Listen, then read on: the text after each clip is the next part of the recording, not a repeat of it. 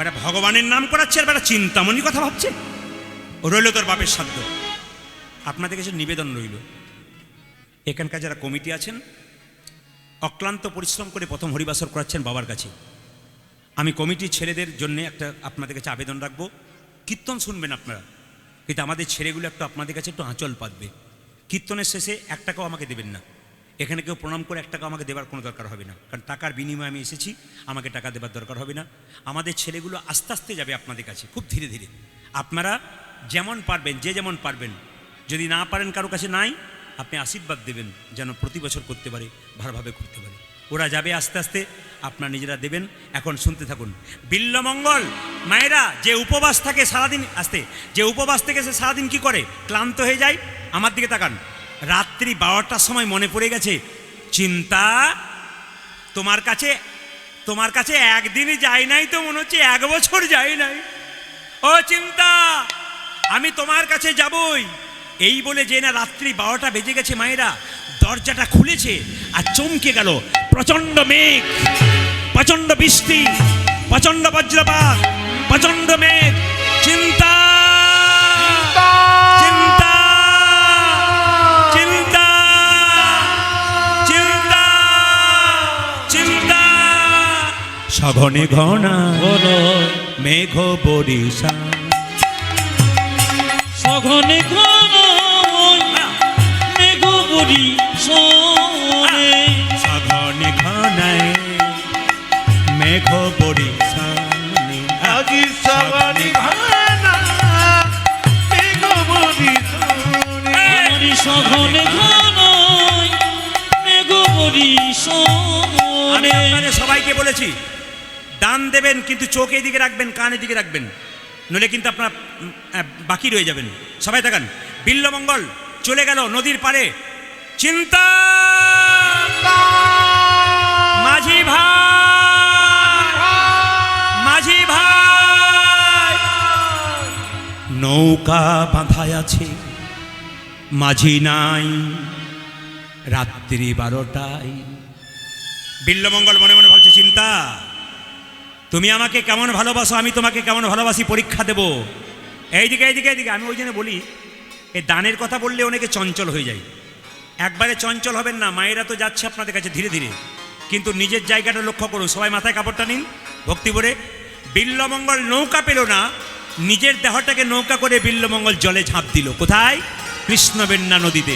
উলুধ্বনি দেবেন যাতে বিল্লমঙ্গল পার হয়ে যায়। পারে কর হে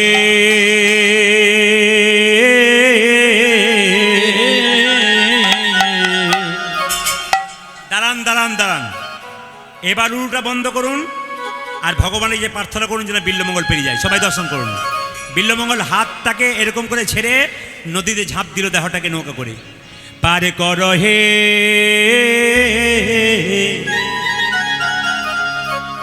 ও হে চিন্তামা,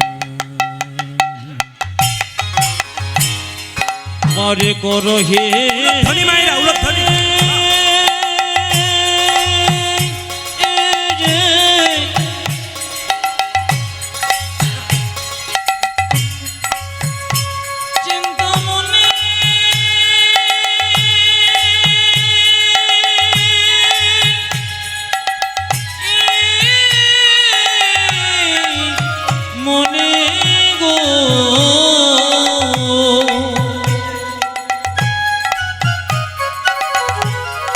এবার তুমি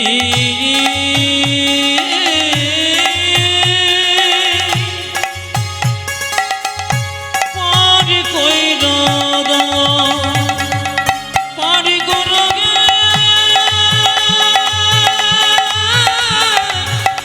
ওই চিন্তা মনে, আজি পানি কোন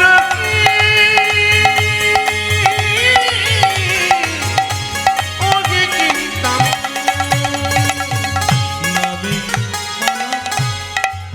গলি ভাষা দিলাম দেখো খানি, নবের বলা কইরা গলি ভাষা দিলাম দেখো খানি। পর করহি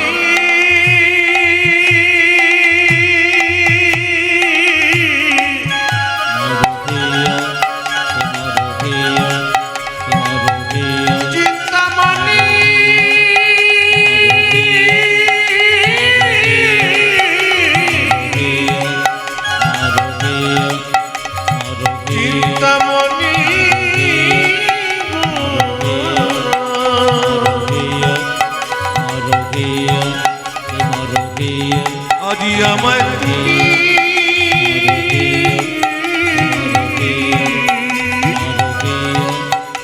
পারি করো গো, পারি করো গো।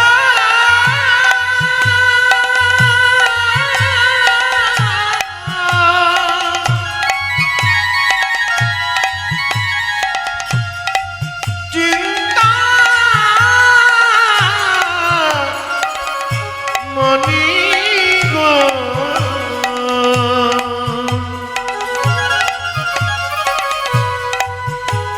আজি আমায় তুমি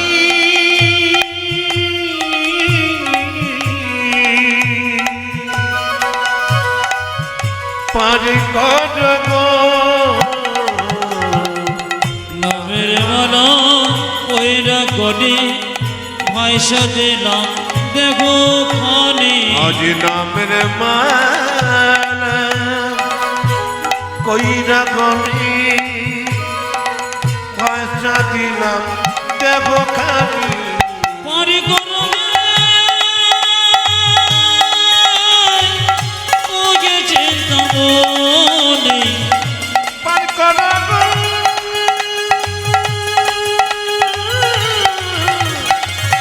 ওরে চিন্তা আমায় পারি করো ও যে চিন্তা মনে ওরে চিন্তা আরে ও যে চিন্তা মনে আগে ওরে চিন্তা।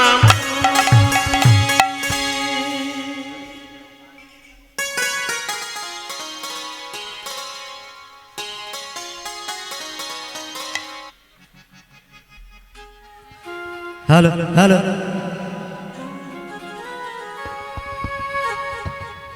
যে যেখানে বসে আছেন আপনার কাছে নিবেদন রইল একবারে ভক্তি ভরে সবাই আপনারা এই ভব সংসার পার হবেন যদি উলুধ্বনি দেবেন। জোরে উলুধ্বনি দিন, জোরে উলুধ্বনি দিন। সবাই মিলে হাত তুলে বলুন বাবা টাটেশ্বর কি। এই যে যারা দাঁড়িয়ে আছেন ভক্তি ভরে বসে নিজ জায়গায় বসে একবারে ভক্তি ভরে, যারা দূর থেকে শুনতে পাচ্ছেন সবার কাছে নিবেদন রইল। বিল্লমঙ্গল যখন নদীতে ঝাঁপ দিল মায়েরা মনে মনে ভাবলো চিন্তা তুমি আমায় কত ভালোবাসো তার প্রমাণ পেলাম না। বলে কেন? নদীতে এত জল তোমার কাছে যাবো কি করে? তুমি তো একটা কাঠ পাঠিয়ে দিতে সেটাকে ধরে চলে যেতাম। হঠাৎ দেখতে পেলো জলের মধ্যে একটা কালো কাঠ ভাসছে। বিল্লমঙ্গল মনে মনে ভাবলো বাহ বাহ, এই চিন্তা তুমি আমায় কত ভালোবাসো, একটা কালো কাঠ পাঠিয়ে দিয়েছো। ওই কাঠটাকে ধরে বিল্লমঙ্গল পার হচ্ছে নদী। সবাই মিলে দর্শন করুন। প্রেমা বেগে লইয়া ডুবাই জল বেগে, প্রেমা বেগে লইয়া পায়ে জলে বেগে প্রেমা বেগে লইয়া ডুবাই জল বেগে। দিল যায় রে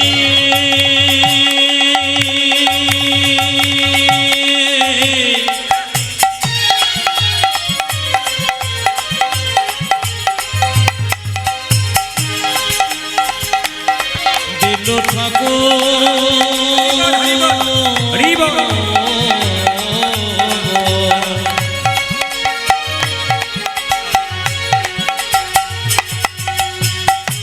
চলে চলে যা প্রেমা বেগে লইয়া ডোবায় জল থেকে ওই ডুবিতে ভাসিতে এক সব পাই, আজ ডুবিতে ভাসে দয়াকে সব পাইল ওই যে ডুবিতে ভাসিতে এক সব পাইল আগে। ডুবিতে ভাসিতে একে সব এইদিকে এইদিকে এইদিকে ভেসে ভেসে চলেছে, আজ ভেসে ভেসে চলেছে ভেসে ভেসে চলেছে। ভেসে ভেসে চলে চিন্তামণির প্রেমে পাগল হয়ে ভেসে ভেসে চলেছে, মনে প্রেমে পাগল হয়ে ভেসে ভেসে চলেছে চিন্তামণির প্রেমে পাগল হয়ে ভেসে ভেসে চলেছে। মনির প্রেমে পাগল হয়ে ভেসে ভেসে চলে ওই যে ডুবিতে ভাসিতে এক সব পাইল আগে, আজ ডুবিতে ভাসে দয়াকে সব পাইল ওই যে ডুবিতে ভাসিতে এক সব পাইল আগে। ডুবিতে ভাসিতে একে সব পাইল দেখি দেখি আপনারা কে কেমন কীর্তন শুনছেন একবার জোরে বলুন তো।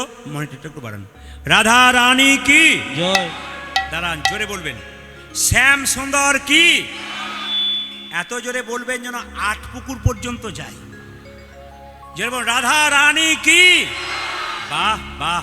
শ্যাম সুন্দর কি, মদন মোহন কি, যাদের ঘুম আসছে তাদের কি।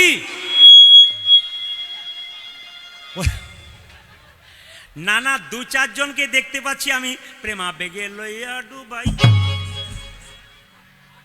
আবার পৌঁছে গেছে, পৌঁছে গেছে। তবে তবে তবে বাবারা বুঝতে পারছেন না, মায়েদের আমি বুঝতে পারছি, যারা খুব চালাক, এদিকে যারা খুব চালাক, ঘুম আসছে, আপনারা দেখতে পাচ্ছেন, আপনারা তো আমাকে দেখছেন, ওরা কি করছে, প্রেমা বেগে লইয়া ডুবাই জল বেগে ডুবিতে বসিতে। পাশের মেয়েটা বলছে, দিদি তুমি কিন্তু ঘুমোচ্ছ, বলে ঘুমোই নাই, ধ্যান করে করে শুনছি। বলে এমন ধ্যান করো না, লম্বা হয়ে পড়ে যাবে, তখন তুলে নিয়ে যেতে হবে। সবাই তাকান, যে যেখানে বসে আছেন। বিল্লমঙ্গল নদীতে একটা কালো কাঠ ধরেছে, জোরে বলুন তো ওটা কি হতে পারে? জোরে বলুন। বাহ, যারা জ্ঞানীজন, যারা গুণীজন, তারা বুঝতে পাচ্ছেন এটা কি হতে পারে। বিল্লমঙ্গল যখন নদী পার হয়ে গেল, চিন্তার দরজাতে যাবে, এত উতাল পাতাল জল পার হয়ে গেল, মৃত্যুকে লড়াই করে ভাবছে, চিন্তাই কাঠটা পাঠিয়েছে, অন্ধকারে বুঝতে পারে নাই। যখন চিন্তার দরজাতে গেছে, অমনি মনে মনে ভাবছে, চিন্তা দরজা বন্ধ কেন? রাত্রিবেলায় তুমি একটা কাঠ পাঠাতে পারলে, দরজা সে কেন দরজা বন্ধ করলে কেন? একটা দড়ি ঝোলাতে পারতে, আমি তোমার কাছে চলে যেতাম। হঠাৎ করে যেটা প্রাচীরের দিকে তাকাতে গেল, প্রাচীরের গর্তে এক সর্পমুখ দিয়া, সর্বমুখ দিয়ে লঙ্ঘিত হইয়া আছে লেজ ঝুলিয়া,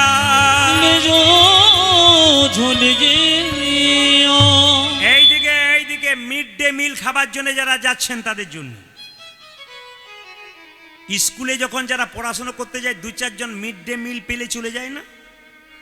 এ দু চারজন মিড ডে মিল পার্টি আছে, অপরাধ নেবেন না।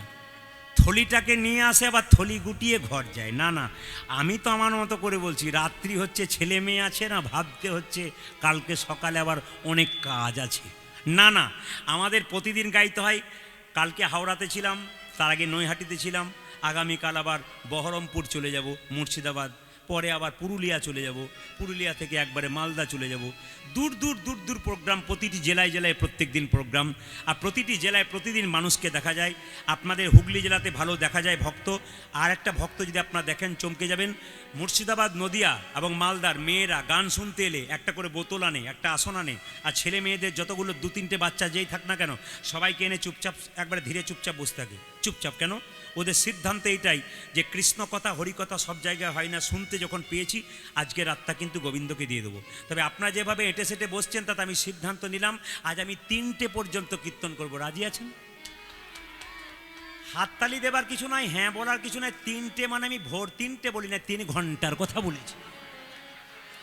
আর ঘড়ির দিকে তাকান, যখন ওরা উঠেছে এখন প্রায় হয়েই গেল আর কি। কিন্তু কি করবেন, উপায় তো নয়। আপনারা যখন উঠছেন না, তখন আমাকে একটু এগোতে হবে। একটু তাকান, যে যেখানে বসে আছেন। বিল্লমঙ্গল বলল একটা দড়ি ঝোলাতে পারতে, হঠাৎ দেখলো একটা কালো কি দেখতে পেল। চিন্তা, তুমি আমায় এত ভালোবাসো, নদীতে কাঠ পাঠালে, এখানে দড়ি ঝোলালে। যেই না দড়িটাকে ধরে বিল্লমঙ্গল প্রাচীর পার হয়েছে, চিন্তামণির পাশে একটা মেয়ে থাকতো, দাসী। চিন্তা, দেখতো কে যেন ঝাঁপিয়ে পড়লো, চোট টোর পড়লে না তো? চিন্তাকে বলল, তোর শরীরে গহনা আছে, তুই চুপচাপ থাক, আমি দেখে আসি। লণ্ঠনের আলোটাকে নিয়ে যেই না বাইরে বেরিয়েছে, অমনি দেখতে পেল চোর নয়, বিল্লমঙ্গল ঠাকুর দাঁড়িয়ে আছে। তাকান তাকান আমার দিকে। দাসী বলে উঠল, ঠাকুর এত রাত্রিতে তুমি এলে কি করে? কেন গো? চিন্তা আমার জন্য কাঠ পাঠিয়ে দিয়েছে, আমার জন্য দড়ি ঝুড়ি দিয়েছে, ওই জন্য চলে এলাম। শোনো ঠাকুর, চুপচাপ এখানে বসে থাকো, চিন্তার কাছে যেও না। না না, আমি যাবো না, গেলে যদি মরে যাই। আজকে আসতে বারণ করেছে, বিষকে মরে দেবো বলেছে। তুমি বলো না, আমি চুপচাপ থাকি, সকাল হলে আবার দেখা হবে। চিন্তামণির কাছে দাসী গিয়ে বলল, চিন্তা। চিন্তা বললো, হ্যাঁ রে, চোর টোর পড়লো নাকি? বলে, চোর পড়েছে, তবে ঘর চোর নয়, তোর মন চোর এসেছে। ও মনচোর এসেছে, মনচোর এসেছে, তোর মন চোর এসেছে। আমি দেখে এলাম ওদের চিন্তা, মনচোর এসেছে। আমরা দেখি না ওরে চিন্তা, মনচোর এসেছে। সব কিছুতে ইয়ার কি ভালো লাগে না কিন্তু। এ তুই কি বলছিস? আমার মনোচোর এসছে, ঘর চোর বলছিস না? একবার গিয়ে দেখ তোর মনোচোর এসেছে, তোর মনোচর এসেছে, তোর মনোচোর এসেছে, তোর মনোযোগ এসেছে। আমি দেখে এলাম ওরে চিন্তা মনোচোর এসেছে। তুই আমি দেখে এলাম চিন্তা তোর মনোচর এসেছে। সবাই তাকান এইদিকে তাকান। ছোটবেলা থেকে নাটক যাত্রা করা অভ্যাস তো। বিল্লমঙ্গল যে না দাঁড়িয়ে আছে, চিন্তামণি ছুটে এলো। আস্তে আস্তে আস্তে আস্তে আস্তে আস্তে আস্তে আস্তে জায়গাটা লক্ষ্য করুন। চিন্তা ছুটে এলো। ঠাকুর ঠাকুর থাকতে পারলে না বুঝি? না, তুমি থাকতে এই যে তুমি থাকতে পারলে না? না। এত নদীতে জল তুমি এলে কি করে? কেন গো, তুমি আমার জন্য কাঠ পাঠিয়ে দিয়েছো? চুপ করো। আমি তোমার জন্য কাঠ কোথায় পাঠালাম? হ্যাঁ, কাঠ পাঠিয়ে দিয়েছো। আচ্ছা আচ্ছা আচ্ছা, প্রাচীর পেরোলে কি করে? কেন গো, একটা কালো দড়ি ঝুলিয়ে দিয়েছিলে, ওই দড়িটাকে ছেড়ে চলে এলাম। চিন্তামণি চিৎকার করে বলো, ঠাকুরে তুমি কি করেছো? কই দেখাও তো কোথায় দড়ি। যেই না প্রাচীরের কোলে গেল, মা দেখতে পেলো দড়ি নয়, একটা বিষধর সাপ গর্তের মধ্যে মুখটা ছিল, লেজটা বের করেছিল, ওটাকে ধরে বিল্লমঙ্গল প্রাচীর পার হয়েছে। চিন্তা বিল্লমঙ্গলের হাত ধরে বলে, ঠাকুর যে প্রেমের টানে তুমি আমার কাছে বিষধর সাপকে ধরে চলে এলে, সেই প্রেমের টানে তুমি বৃন্দাবনে চলে যাও। আচ্ছা ঠাকুর, তুমি যে বলে আমি কাঠ পাঠিয়েছি, কাঠটা কই?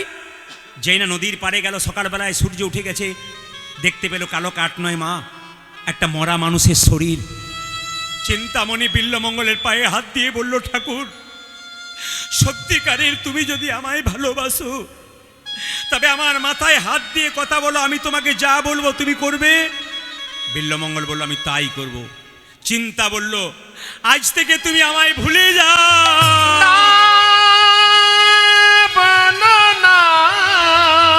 ভুলে যাও, তুমি আমায় ভুলিতে বলো না, ভুলে যাও, বলো না। মায়েরা, বিল্লমঙ্গলকে চিন্তামণি বলল, সারা জীবনের জন্য ভুলতে বলিনি, কিছুদিনের জন্য ভুলে যাও। তোমার হাতে একটা রাধাকৃষ্ণের ছবি দিলাম, এই ছবিটাকে নিয়ে তুমি বৃন্দাবনে চলে যাও। যেদিন বৃন্দাবনে রাধা গোবিন্দের চরণ পাবে, সেদিন তুমি আমায় ডাকবে। বিল্লমঙ্গল বলল, আমি কথা দিলাম, আমি বৃন্দাবনের পথে চললাম। সবাই মিলে চলুন বৃন্দাবনে যাই। যাচ্ছে বিল্লমঙ্গল, আর যেতে যেতে গাইছে, যশোদার দুলাল যশোদারি দোলাল তুমি বজের রাখা, রজের বৃন্দাবন মন হারি। যশোদারি দোলাল ব্রজের সবাই ওগুলো ধরে নেবেন, বৃন্দাবনে যাচ্ছে। বৃন্দাবন মনোহারি যশোদার দুলাল বজের রাখাল, বৃন্দাবন মন হারি। ও তুমি যশোদা দোলাল ব্রজের রাখাল, বৃন্দাবন ধন হারে। গোপীজন বল্লভ রাধিকা রমণ, গোপীজন বল্লভ রাধিকা রমণ, গোপীজন বল্লভ রাধিকা রমণ। হে প্রাণ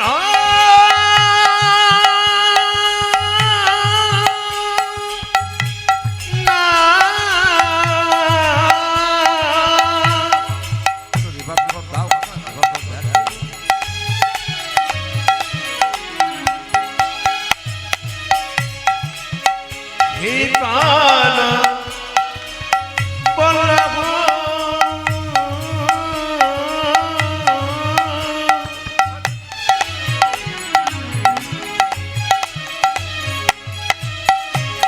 হে প্রাণনাথ,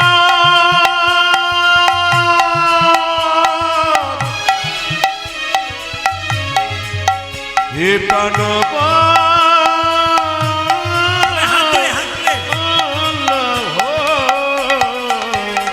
গোপীজন বল্লভ রাধিকা রমণ, গোপীজন বল্লভ রাধিকা রমণ, গোপীজন বল্লভ রাধিকার মন চিত্ত বিত্ত মনোহারি বৃন্দাবন মনোহারি যশোদার দোলার ব্রজের রাধা বৃন্দাবন মনোহারি ও তুমি যশোদার দোলার ব্রজের রাধা বৃন্দাবন ঘন হারে যশোদার দোলার ব্রজের রাধা বৃন্দাবন মনোহারি যশোদা বৃন্দাবন ধন হারে সবাই মিলে বলুন বৃন্দাবনে আছে রাধা রানী কি মায়েরা বিল্লমঙ্গল বৃন্দাবনের পথে যাচ্ছে আর যেতে যেতে গাইছে আপনারা সবাই মিলে হাত তুলে একবার গাইবেন তো একসঙ্গে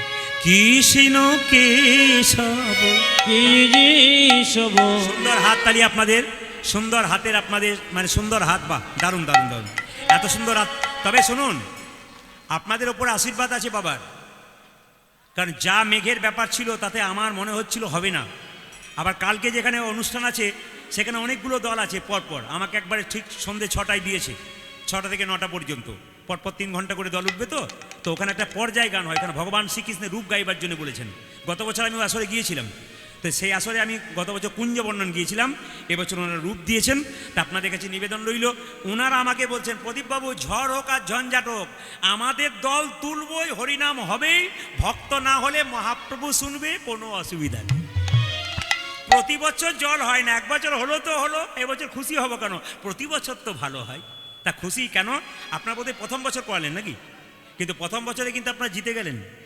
100% জিতে গেলেন আপনাদের যে বাবার আশীর্বাদ আছে ভগবানের কৃপা আছে তা প্রমাণ দিয়ে দিল আকাশ একবারে এই গ্রামের প্রত্যেকটি মানুষের হৃদয় এবং ভালোবাসা প্রেম এরকমভাবে রেখে যান আপনারা চিরকাল জয় হয়ে থাকবেন নেতাই বল জিতে থাকবেন আপনারা যারা পার্শ্ববর্তী ভক্তগণ এসছেন তা সবাই ভালো থাকবেন সবাই লক্ষ্য করুন মায়েরা হাত তুলে চলুন যাচ্ছে বিল্লমঙ্গল বৃন্দাবনে কৃষ্ণ কেশব কি যে সব হাত তুলুন।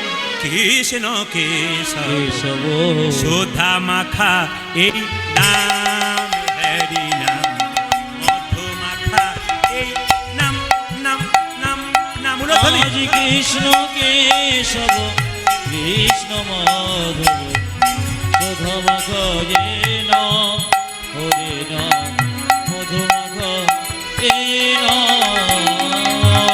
কৃষ্ণ কেশব কৃষ্ণ কেশব সুধা মাখা এই নাম হরি নাম মধু মাখা এই নাম নাম আনন্দে নাচুন আনন্দে সারা বছর কৃষ্ণ কেশব কৃষ্ণ কেশব সুদামা